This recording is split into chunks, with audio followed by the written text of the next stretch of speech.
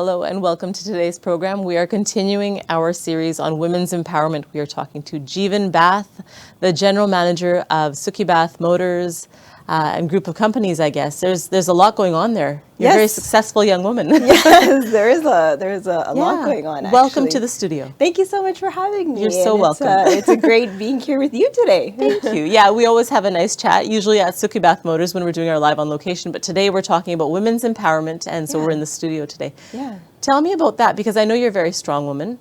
And I see that. I see different sides of you. You're a very pleasant, positive person, as well as you're very strong and tenacious, I think is the word I'd use to describe you.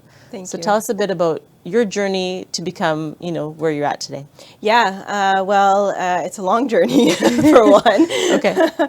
But basically, yeah, I was, I'm born in Canada. I was born right here in Surrey, BC. Okay. Born and raised. And, I just grew up in a regular family. And it all started with my dad, who wanted to be in the car business. Okay. And I think I was about 15 years old when, I started, my dad started saying to me, go to school, but then after you're done school, come to the dealership and help me out, just doing some small little jobs, right? Right. And that's how it kind of all just started. Yeah. I think working with someone with like my dad, you kind of are forced to kind of have a strong work ethic, right from the get-go. Right. So, I was 15 years old and I was doing, small jobs, just, filing some papers, answering some calls. Yes. People probably thinking I'm a lot older than I actually was. And it kind of just all started from there, the whole journey. Okay. And after that, in 2008, when my father decided to start the Sukhi Bath Motors group of company, which includes Sukhi Bath Motors, that's where I think that was a very big turning point in my life, because I was actually going to school at that time at Simon Fraser University. Sciences, right? Yeah, Yes. I was studying something completely different. I was studying sciences, and I actually wanted to become a doctor, believe it or not. Okay. And that was kind of my big dream in life, and my dad was backing me up. Yeah. But in 2008, my attention kind of started going into the family business, because I felt that it made me happy working with customers, with clients, and I thought maybe just going into sciences was maybe not the right direction for myself. Right. And so that's when I started to kind of really seriously start working in the auto industry. And my first job was in the finance office. So I was a finance manager. Okay. And I started doing that. And that's where I kind of really started to get very disciplined with my work and learning how to work with other people. And it was a really big learning curve for me. And, I had to really, really look at, how the whole industry worked. And that's how I really kind of realized that there's not that many opportunities for women. Like the auto industry is a very male-dominated industry. I was actually just going to ask you what has been your experience, because it is predominantly male. It is, yeah. Yeah. All the way up from CEOs to general managers to the owners. They're mostly male. Right. And even now it's mostly all the paperwork, like the finance manager positions, that's designated for the women, right? Okay. Yes. So there's a big stereotype there, and I started kind of questioning that. And, I started looking like, why is that? Why can't, there be more female leaders within this industry? Right. And that's kind of what really got my interest going. Okay. So it started from there. And, I just started working really hard. And, I just noticed that there was a big lack of female leaders in the industry. There was not that many role models within my industry that I could look up to and go, oh yeah, I want to be like her, or I want to do what she's doing, right? So here I am, hoping to inspire hopefully someone else, right? And you, I'm sure you are. There's probably people watching right now hearing you and thinking, wow, like you questioning, why aren't there more females, or feeling comfortable enough to be able to, make your own way in this industry. You must have had support from family. Absolutely. Who propels you, who inspires you to do what you do? Absolutely, yeah. My parents play a very strong part in that. Of course, my father, but I also have to give a lot of credit to my mother, to my brother, and my whole family actually, because I really give a lot of credit to them, because I think that there are a lot of talented, not just women, but a lot of people out there who have that talent, they have that drive, but sometimes they don't have that support from their family. Yes. And that is very difficult when you don't have that support. It's like they're my little cheerleaders on the side, and they're cheering me on, right? Yeah. And that makes a huge difference, when you wake up in the morning and everyone's, on the same page as you, and, everyone, they get it, right?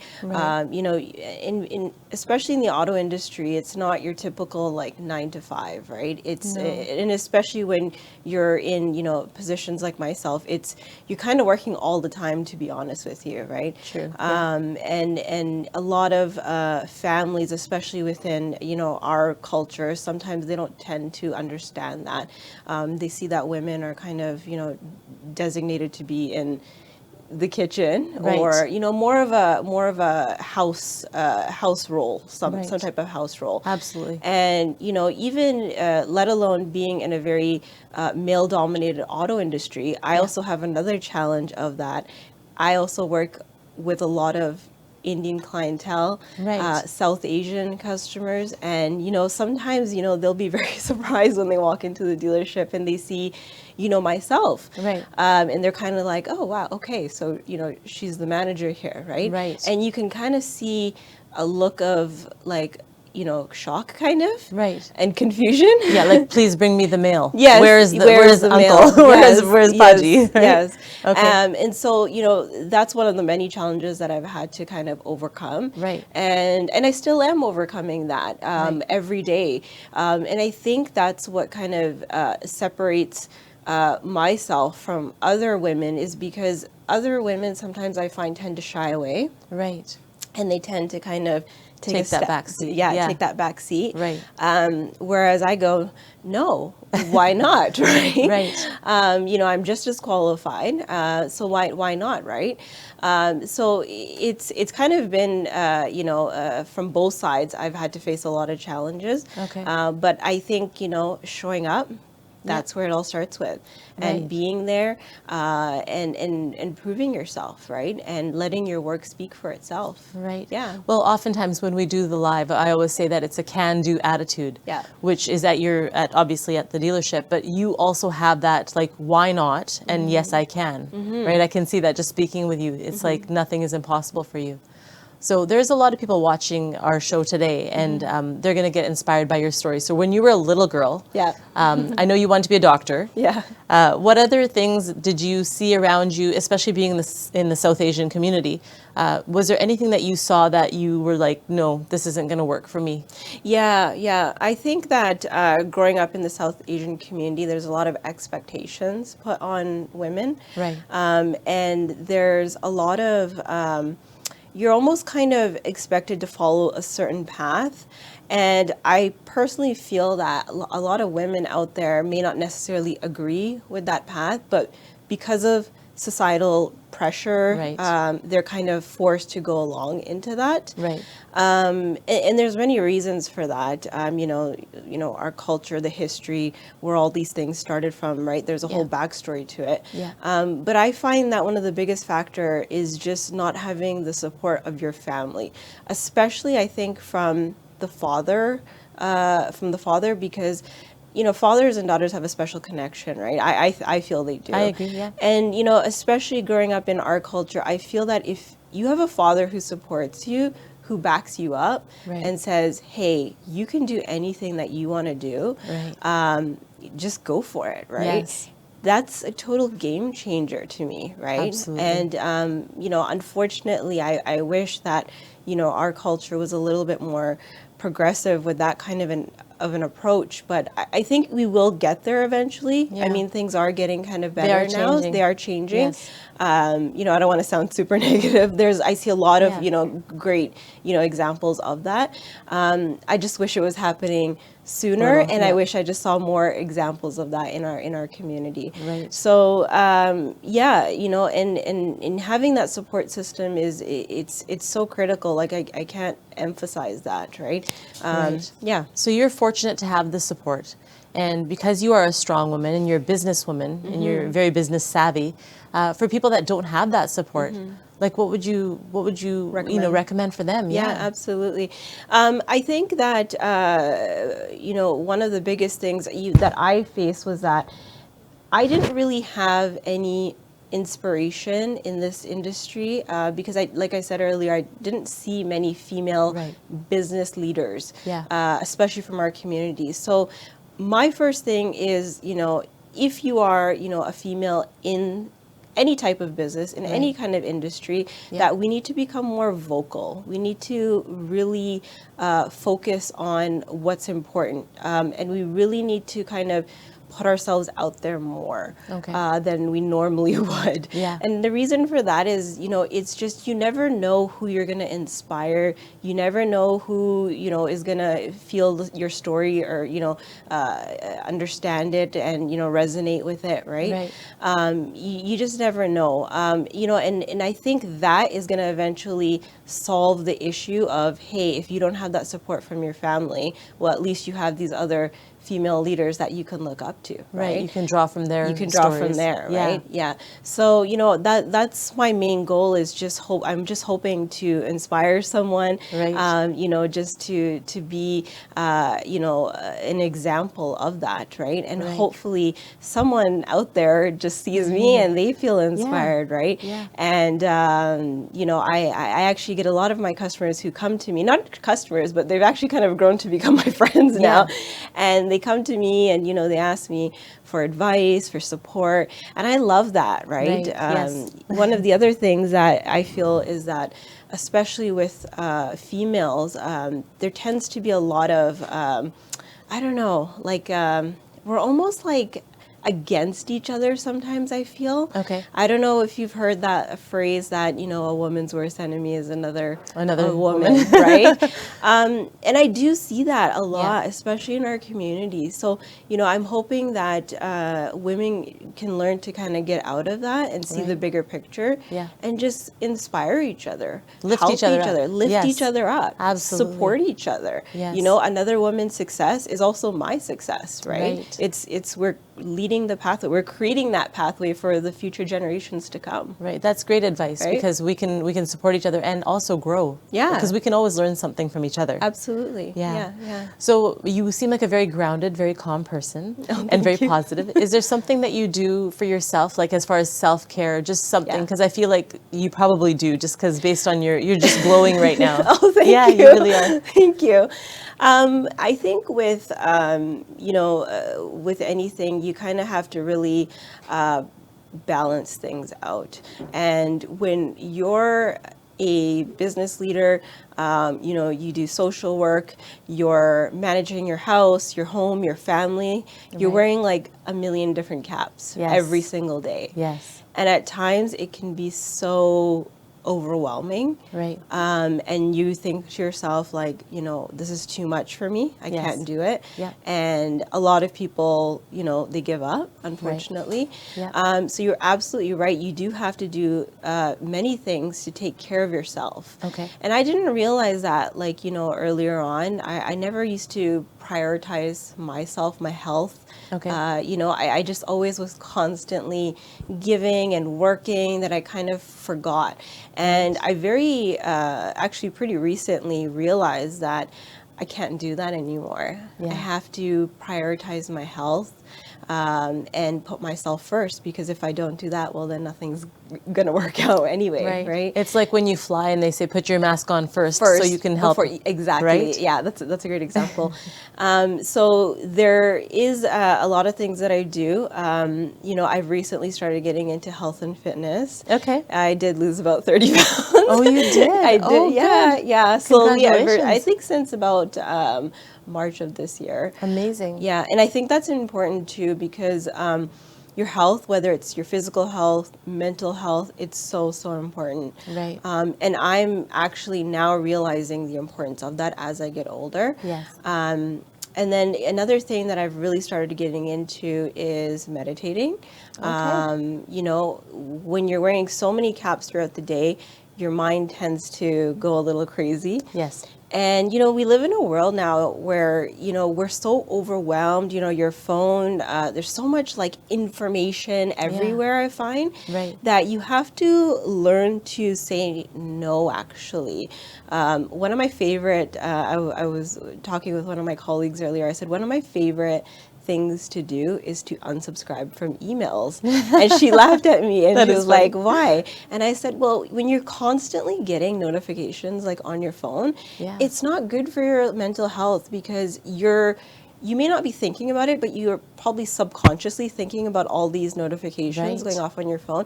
And if you're like myself and you're involved in several different projects, several, you know, things on the go at the same time, you have to learn to kind of say no, and you really evaluate what is important and what is not worth your time or sacrificing your health, right? Which you can apply to everything, not just messages, but in life you can set those boundaries. Absolutely, absolutely. And you really have to do that. And I'm still learning this, because, you know, before I was just kind of like, yes.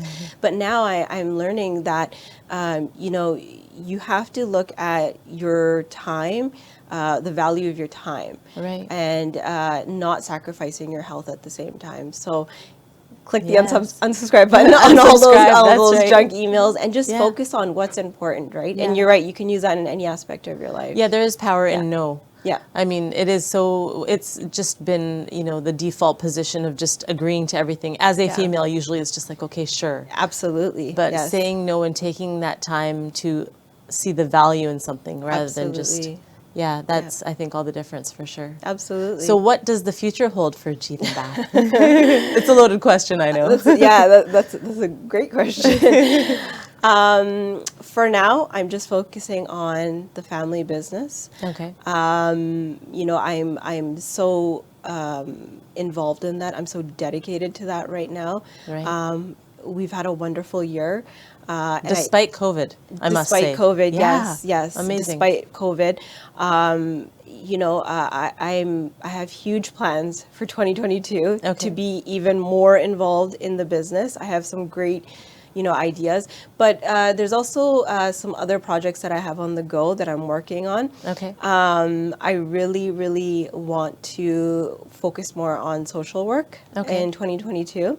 So I'm hoping to partner up with or collaborate with more nonprofit organizations, whether it be here or whether it be in India maybe, or any other country for that matter. I did read somewhere, I mean, I've read lots about you. There's information out there because you are well known. I did read something about motivational speaking. Yes. If you can tell us a bit about that. Yes, absolutely. That is, I've had a few requests actually come in. And I was actually quite surprised, because I didn't know I was, people are kind of listening to me. But of course. That is something that I actually want to get into. And side note, just so you know, growing up, I'm an introvert.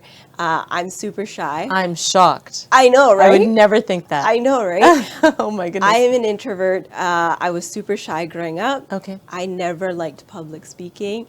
I never liked, you know, any of that, right? I remember being in high school and we would be sitting in English class and we would have to, everyone's like, the whole class is reading through like a certain paragraph and then the teacher asks you to read the paragraph out loud. I would be like, not me, don't pick me. Don't pick me. You're practicing, you're holding your finger on the page to make sure you don't lose your spot. Yeah, absolutely.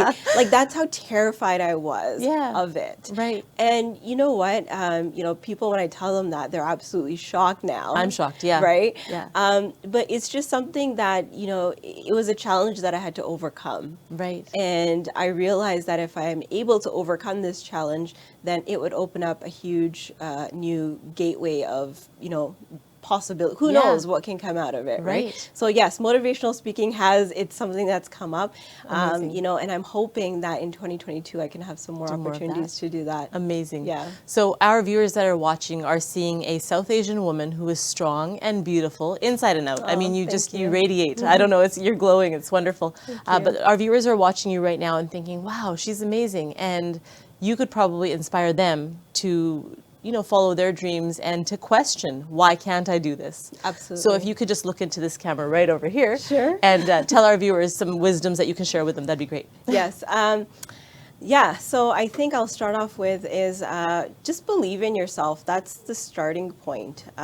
Just knowing that you have the ability to overcome any challenge that life throws at you, whether you have support or you don't. Self-determination, your own willpower, that's huge. You really have to, it starts from within you, and then everything kind of comes after that. So really focus on that. Help others, be kind, be honest. I'm a firm believer in karma. If you put something good out there, definitely something good is going to come back to you. So do that, continue to just be a positive role model. Just showing up makes a huge difference. And, just doing things out of the norm, yeah, you're going to feel alone. You're going to feel like, maybe I'm not doing, the right thing here. But just know that someone may be inspired from your story. So good luck to all the women out there. And, if anyone is out there who, wants to have a conversation, even with myself, some advice, some support, I'm always available. I love meeting not just different, women, but anyone really who has, an interest in bettering themselves, being the best version of themselves, whether it's related to business or even, in their personal lives.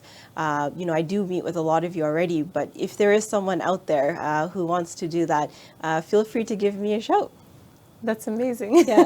That's really nice advice and a great offer for all of the viewers. I mean, we're going to have lots of phone calls now.